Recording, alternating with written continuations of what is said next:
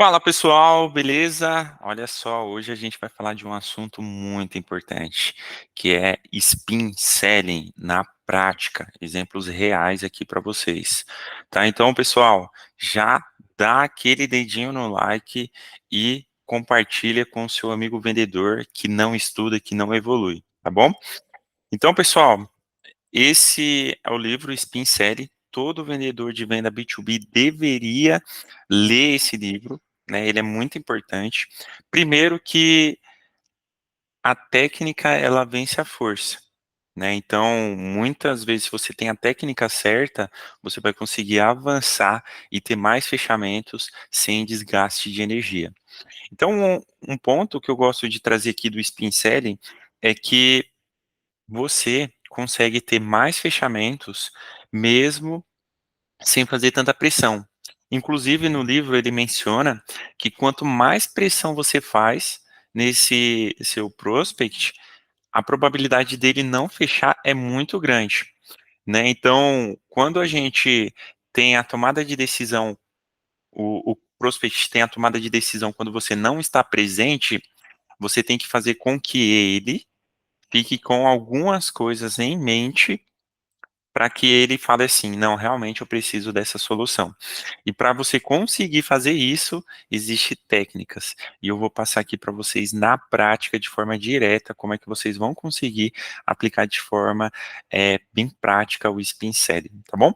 Então, antes de apresentar qualquer coisa aqui para vocês, eu quero enfatizar que é preciso entender o que que é essas técnicas aqui, né? Provavelmente você já deve ter ouvido falar, inclusive o Flávio Augusto, que é uma grande referência para mim, ele fala bastante sobre isso, que um bom vendedor ele tem que saber fazer boas perguntas. E nesse livro do Spin Selling eu consegui descobrir isso de uma forma bem bacana. Eu tenho aqui uma apresentação que eu vou mostrar para vocês, que é de forma detalhada aqui tudo que eu vou trazer do Spin Selling, tá bom?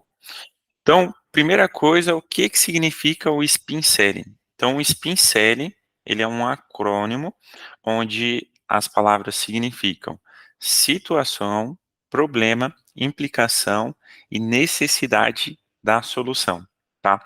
Então, provavelmente, né, você talvez faça as perguntas de formas aleatórias.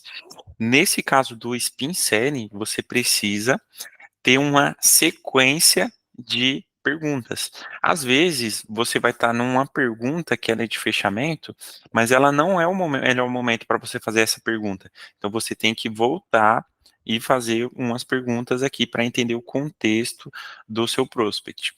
E aqui, pessoal, a metodologia do Spin Selling ela é baseada em perguntas, perguntas, perguntas, perguntas, perguntas.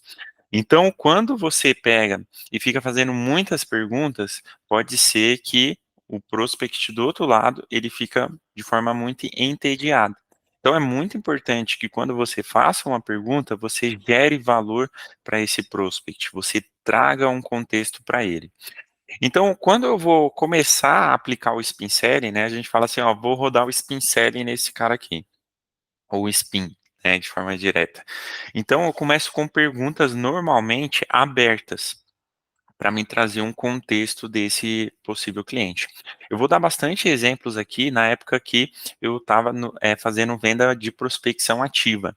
Então, o ticket já era bem mais alto e existia uma dificuldade ali em fazer com que ele tomasse aquela decisão, ainda mais porque era um prospect frio, né? Então ele recebeu uma ligação ali, ele não estava se planejando, né? Não estava ali no planejamento dele, de certa forma, eu ia lá e fisgava esse cara e começava a jogar um spin nele.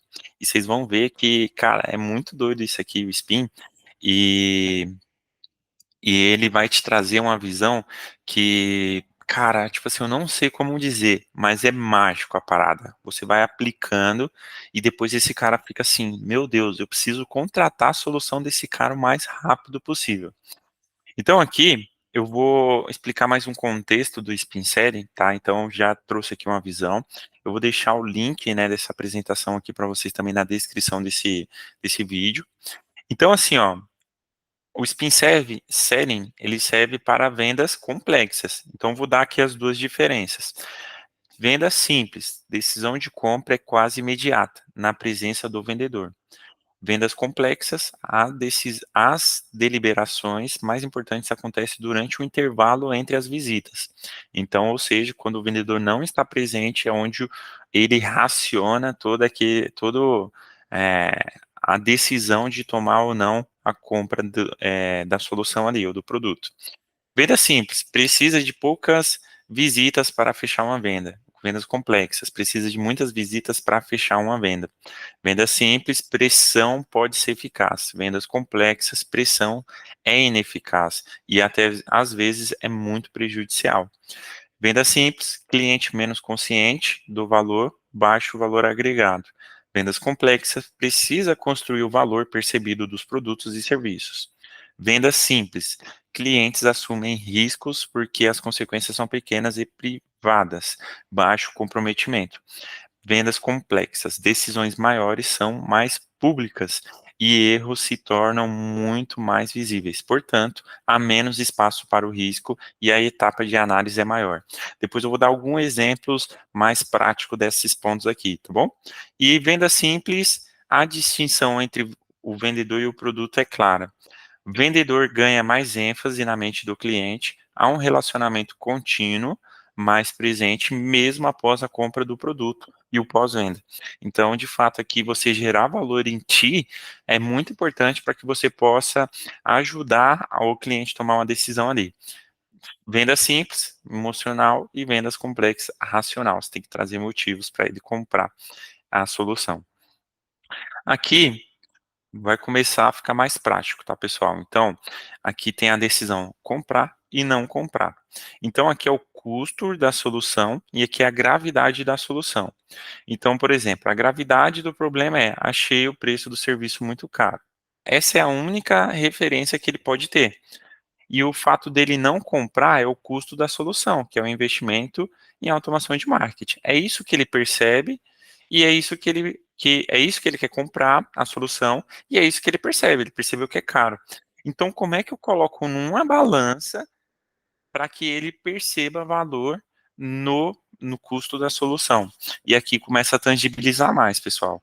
Então, aqui, ó, por exemplo, baixa, baixa taxa de conversão, perda de market share, dependência da mídia paga, perda de tempo com os leads frios, equipe inflada com atividades operacionais. Então, olha como a gravidade do problema, ela começou a ficar mais pesada, consequentemente, o custo da solução, ela vai ter uma percepção de ser mais barato. No caso aqui, ela tem um menor peso, né? Então ela fica mais leve. Então, aqui, através de perguntas, o objetivo é você deixar claro essas decisões aqui para o seu prospect. Agora, descendo um pouquinho mais, né? Então, olha que legal isso aqui, pessoal. Vendedores bem-sucedidos colocam seu principal esforço aqui, ó, de investigação. Aqui é a demonstração e aqui a obtenção de compromisso. E aqui a abordagem. Investigação, pessoal, é algo que eu trabalhei muito na época que eu estava implementando o setor aqui de prospecção ativa. Inclusive, essa aqui é a forma que eu dividi uma ligação de prospecção. Então, a gente tinha uma abordagem, aí na abordagem já existia a questão da matriz de objeções, para quebrar objeções, porque pensa comigo, eu estou ligando uma ligação fria, né? Então, muitas vezes esse cara ele fala que não quer comprar, e aí eu já tenho que ter ali alguns pontos para conseguir passar das objeções. E aqui eu já rodava o spin nele, né? Então, um ponto que eu gosto de trazer aqui é que vendedores bonzinhos, eles ficam muito nessa fase aqui na verdade aqui, ó, de situação. Então, por exemplo, se eu fico perguntando muito, o prospect do outro lado, ele vai ficar entediado, ele vai falar assim, pô, esse cara vai me perguntar até quanto que eu ganho por mês, e aonde que essa conversa ela vai chegar, qual o objetivo? Então, o objetivo aqui é você fazer uma pergunta aberta e já avançar para ela. Então, por exemplo, antes o meu produto era a implementação de processo de vendas através da internet, era isso que eu vendia. Então era uma assessoria. Então o que que eu perguntava ao abrir a conversa de situação com esse prospect? Eu perguntava assim, ó, cara, hoje fala para mim, como é que você consegue novos clientes? Como é que os clientes eles chegam até você? Aí ele falava, por exemplo, o meu perfil de cliente era, nesse caso aqui, e-commerce, modelo de vendas de e-commerce. Então, o que que eu fazia? Aí ele perguntava, né? E ele falava para mim, cara, hoje eu tenho uma loja física, então eu tenho vendas na loja física, tenho um marketplace e tenho a questão aqui do e-commerce. Aí eu já ia me aprofundando, tá? Beleza, cara, e hoje? Qual o percentual de cada canal de vendas que você tem hoje? Quanto que representa essas vendas do marketplace, da loja física? Ele falava, cara, o marketplace para mim hoje no digital é o meu principal canal de vendas, praticamente é 95% das minhas vendas no digital e no todo ele representa 40%. Aí minha loja física é 60% do meu faturamento. E aqui, beleza. Aí eu só já perguntava aqui, ó, cara, qual é o seu objetivo em relação canais de vendas? Qual que você quer hoje tracionar? Qual o seu objetivo? Aí ele falava, cara, hoje é o digital. Aí eu gerava valor. Lembra lá no comecinho da nossa conversa que eu falei? É importante de você gerar valor para esse prospect. Então eu já falava assim, ó. Então, realmente, o digital ele está sendo uma força muito forte e até mesmo por conta que o custo, né, de aquisição de cliente, consequentemente, ele é mais baixo e você vai ter mais retorno. Então, hoje a gente está vendo muitos concorrentes, né, eles não têm mais loja física e, inclusive, eles fazem um galpão onde o aluguel é mais barato, não precisa ser um ponto comercial e eles conseguem ter um faturamento bem relevante porque eles investem bastante no digital. Só que hoje, aí aqui, pessoal, olha, eu gerei valor, fiz as perguntas de situação, entendi o objetivo dele, os canais de vendas, mapeei, né? Alguns momentos eu posso trazer uma visão aqui, eu posso trazer uma visão aqui dele de de quanto tempo ele tem a empresa, quantos funcionários ele tem, né? Então, tipo, se ele faz investimento, né? Quanto que ele já faz de investimento, se ele vem conseguindo aumentar esse investimento. Tem várias formas e cada pergunta ela tem que ser estratégica para me dar abertura para me encontrar um problema. Então, nesse caso do marketplace, eu vou começar a implicar para ele. Ele falou para mim que o objetivo dele é vender no digital, mas ele não falou necessariamente se é um canal de marketplace ou de e-commerce. Mas o meu objetivo é levar ele para o e-commerce e elevar o nível de consciência dele, porque aí eu consigo ter a abertura de oferecer a solução para ele. A princípio, eu não falo sobre o meu produto. Eu estou elevando o nível de consciência da solução para ele. Então, eu vou falar assim, cara, bacana. Hoje você falou para mim que 95% das suas vendas vêm do marketplace. E, cara, eu vejo que isso é um grande problema. E aí, vamos ver se você concorda comigo. Se hoje uma conta do seu marketplace ela cai e você está dependendo de 95% do seu faturamento, isso pode ser um problema, né? E aí ele, pô, realmente. Aí eu dou alguns exemplos gerando valor, porque aí eu já conto uma história, né, de alguns clientes que eu tenho, onde eu falo que ele já tiver histórico e falo que provavelmente ele deva conhecer alguém que já perdeu alguma conta, seja no Mercado Livre, Magalu, tudo e mais. E aí eu falava assim, cara, teve casos, né, que ele começou a vender bastante no marketplace por conta que ele tem esse poder de fato de ir aumentando as vendas, porém ele contratou um funcionário e esse funcionário, ele ali no atendimento e tal, ele acabou mandando o número de telefone para ele resolver ali uma dor que o cara mandou, que o cliente que comprou no marketplace. E aí dentro disso, o que que aconteceu? Ele pegou e perdeu a conta. E você não consegue recuperar. Nessas questões, os marketplaces eles são bem exigentes. E aí ele perdeu. Ele tinha um faturamento, esse cliente meu, de 150 mil reais. No outro mês ele tinha zero. Então, isso fica muito mais sensível. Isso é um dos pontos, tá? fulano de tal XYZ. O outro ponto, provavelmente, as taxas dos marketplaces, que são as comissões, elas vêm aumentando cada vez mais. Então, se você fica dependente desses marketplaces, pode ser que vai chegar um momento que eles vão ter uma comissão tão exigente, tão alta, que você não vai conseguir operar o seu negócio e fica inviabilizado. E outro problema, né? Você tem um grande lance da recorrência. Então, hoje, o século, depois a gente vai se aprofundar mais disso, é a questão do é, da recorrência. Então, toda vez que o cliente ele compra de ti, ele está comprando do Mercado Livre, por exemplo. Ele nem sabe qual é o nome da sua loja. Então, você acaba perdendo relevância nesse mercado. Então, aí, pessoal, aqui eu estou trazendo problemas. Então, eu tenho vários pontos aqui, depois eu posso aprofundar, se vocês comentarem aqui nesse vídeo, eu vou trazer na parte 2 aqui dessa visão. Então, pessoal, aqui eu preciso avançar. Perceba, se eu ficar gerando muito valor, ficar falando só de problema, se eu não gerar valor, ficar fazendo só problema, ele vai falar assim, meu, esse cara, ele quer me vender algo, tipo assim, ele não está sendo um consultor para mim, ele está sendo, tipo assim, um advogado, ele está defendendo que o e-commerce é a melhor coisa. E, de fato, assim, ele mas eu preciso trazer um contexto que fique equilibrado isso tudo. Então, por exemplo, alguns casos, eu começo a gerar valor assim, ó, pode parecer que o marketplace seja o grande vilão aqui, mas não é isso que eu quero dizer. Ele é muito bom, mas ele tem que ser usado de forma estratégica. Se sua empresa ela tem 5 anos de mercado e você ainda está ali no marketplace, provavelmente você acaba sendo não um empresário, mas um fornecedor. Você fica fornecendo mercadoria, levando caixa ali para os marketplaces, né? E outro ponto, o marketplace ele tem que ser usado de forma estratégica. Então, 20% das suas vendas é o ideal para que seja de marketplace.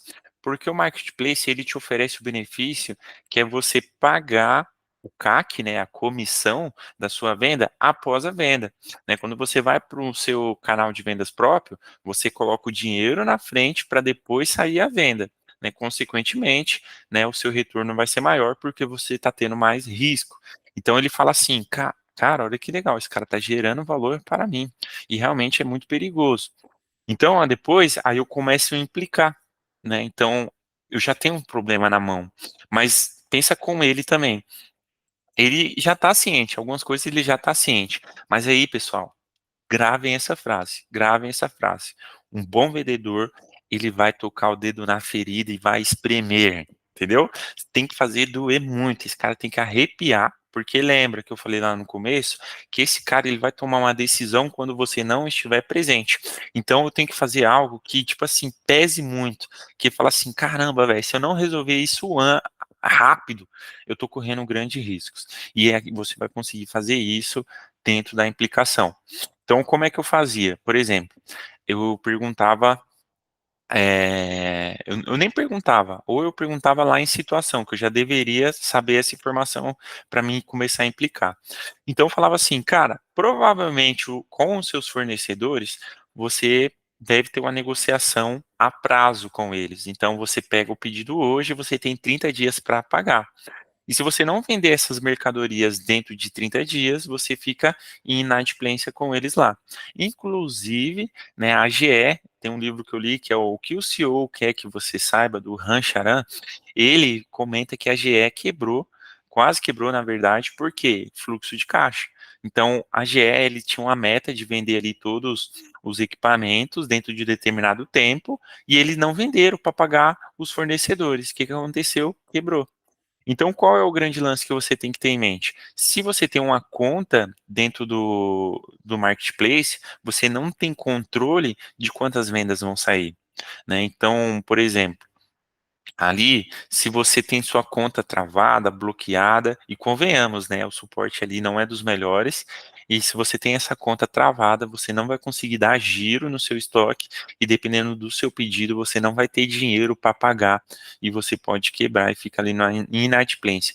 Porque às vezes a conta ela bloqueia, ela não volta em menos de 3 meses, ou ela não volta mais. tem vários casos na justiça ali, né, em relação a isso dos bloqueios indevidos pelos marketplaces. Mas fazer o quê? Você está na mão do marketplace. Então hoje provavelmente seria um problema, né, já que você tem uma quantidade relevante de funcionários e com seus fornecedores você não conseguiu honrar com isso. Então, quando você tem a sua plataforma própria e você tem, aí eu já começo aqui, pessoal, a entrar na necessidade da solução. Então, eu já falo assim, ó, então quando você tem sua plataforma própria, você tem vários canais de aquisição, como Google, YouTube, LinkedIn, Pinterest, TikTok, e você tem um fluxo de vendas desses canais, você vai conseguir ter mais controle. Porque, por exemplo, se o Google cai, que é, sei lá, bem difícil disso acontecer, ou se sua conta é bloqueada, você vai ter um outro canal de vendas, que é o Meta Ads, por exemplo, ou o TikTok. Então você consegue ter mais segurança nessa linha. Outro ponto é que você tem controle, né? Então quando você começa a investir em tráfego pago, em anúncios, você começa a ter controle de quais produtos você quer trabalhar. Então, no marketplace, você coloca o produto lá e você não tem controle, de certa forma, quais produtos você vai é, começar a trabalhar. Então, tipo assim, no e-commerce você já tem esse controle. Então, o segredo, olha só, aí aqui, pessoal, eu vou gerar mais valor.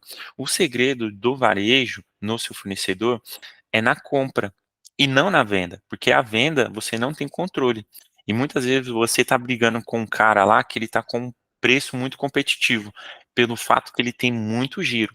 Então, se eu vou comprar 250 mil reais de um único produto, provavelmente eu vou conseguir um ótimo desconto e uma negociação de um valor a prazo. Então, se eu tenho um giro bastante, eu peço bastante desse produto. No e-commerce, você não consegue ter tanto esse controle. No marketplace, mas no e-commerce você já consegue, você traciona e coloca bastante energia dele, você vai ter uma profundidade muito boa de estoque. Então, aqui, eu vou mais nas soluções. Então, quando você começa, fez essa venda, ela vai ser mais lucrativa, porque vai ter menos comissão. E pensa comigo, hoje você está pagando ali de média 26% de comissão. Então, se você vende 100 mil reais, você provavelmente está deixando ali de comissão 26 mil reais. Agora pensa, se você tivesse uma equipe, né, investindo em verba de mídia, com qual equipe, qual a senioridade, qual alcance sua marca iria ter investindo 26 mil reais? Provavelmente você teria até mesmo mais que 100 mil reais de investimento.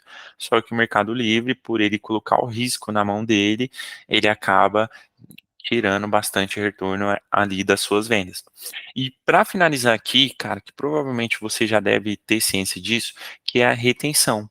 Então, tem pesquisas que mostram que o segundo maior canal de vendas é o e-mail marketing dentro de e-commerce. Então, quando você pega e consegue adquirir, vamos supor que você adquire 2 mil clientes por mês. Em 5 meses, você já vai ter ali 10 mil clientes na sua base. Você pode começar já a trabalhar uma recorrência ali de disparo de e-mail marketing, para que ele compre novos produtos da sua empresa. E o melhor de tudo, que esses produtos que você vai vendendo, você vai ter um CAC zero. Então, o retorno sobre o seu investimento lá atrás, que você fez a aquisição dele, vai ser muito alto. Então, você vai conseguir ter um bastante retorno ali na sua operação. Então, assim, provavelmente aqui você já viu, né? Aí aqui tem a outra técnica que eu já entro, eu comecei a fazer a implicação. Então, eu fiz aqui um papel, né, de vendedor e de cliente, mas é muito bom quando você, inclusive, se você quiser, eu libero algumas reuniões, algumas gravações aqui para vocês, só comenta nesse vídeo do cliente, né? Então aqui muitas vezes quando você vai fazer uma pergunta de implicação, você tem que trabalhar a sua entonação. Então, por exemplo, se eu vou falar assim, cara, aí ó, pausa. Cara, você não tem medo da sua conta ser suspensa e você não ter dinheiro para pagar os seus fornecedores e sua empresa acabar quebrando? Pois é, cara, e eu conheço. E é muito ruim você ficar dependente. Eu perderia o sono se fosse eu. Cara, esses R$ 26.000 que você deixa de comissão no Marketplace, cara, que seja R$ 15.000, talvez, a mais de lucratividade. Daria para você estar viajando agora, será? Não talvez para Disney, mas para outro lugar. Então aí você começa a trazer uma entonação, porque você não pode estar dando risada, vai ter momentos que você vai ter que dar risada e tem momentos que você vai ser mais sério, para ele prestar bastante atenção naquilo, tá? Então, pessoal, a princípio esse aqui é um overview, tá? Tipo assim, da aplicação do Spin Selling de forma prática. Espero que vocês gostem, comentem, compartilhem, curta esse vídeo. E nos comentários, fala o que você achou e o que você quer ver mais, né, dessa aplicação aqui, tá bom? Que eu tenho bastante material dessa linha e, de fato, é algo bem prático aqui para vocês. Não tem nada aí no mercado que explique dessa forma. Beleza? Tamo junto, conta comigo e vamos vender, pessoal. Tamo junto!